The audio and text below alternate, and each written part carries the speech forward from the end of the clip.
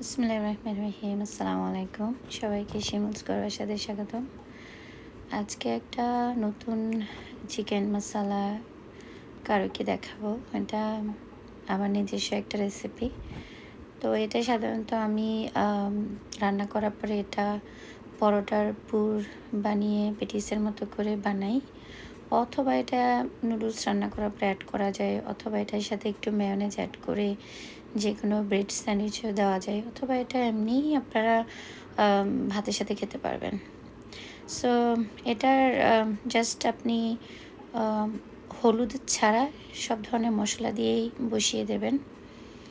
আর এটাতে যে গোটা গোটা মশলাগুলো আমরা লাইক তেজপাতা, দারুচিনি, এলাচ যেগুলো ইউজ করি ওগুলো ইউজ করব না, শুধু গরম মশলা পাউডারটাই ইউজ করব।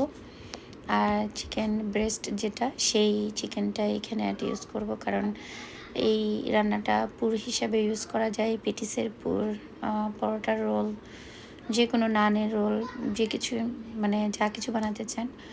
আর এটার সাথে জাস্ট আপনি যদি একটু কর্নফ্লাওয়ার গুলি অ্যাড করেন, তাহলে এটা চিলি চিকেনের মতো একটা ফ্লেভার দেবে। সাথে একটু করে তান্দুরি পাউডার মিক্স করে দিলে।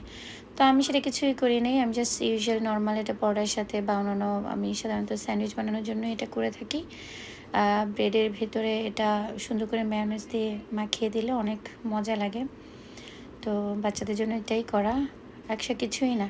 লাস্টে দিয়ে শুধু টালা জিরার গুঁড়াটা আমি অ্যাড করে দিলাম, যাতে ফ্লেভারটা অনেক সুন্দর আসে, মানে অনেক ভালো লাগে খেতে, টেস্টি হয়। সো এই আপনারা এটা ট্রাই করতে পারেন।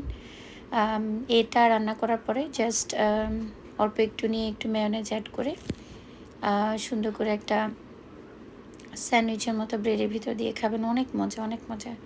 আমার বাচ্চারা এটা অনেক লাইক করে, সো ভাবলাম এটা আপনাদের সাথে শেয়ার করি। That's all. আল্লাহ হাফেজ, ভালো থাকবেন।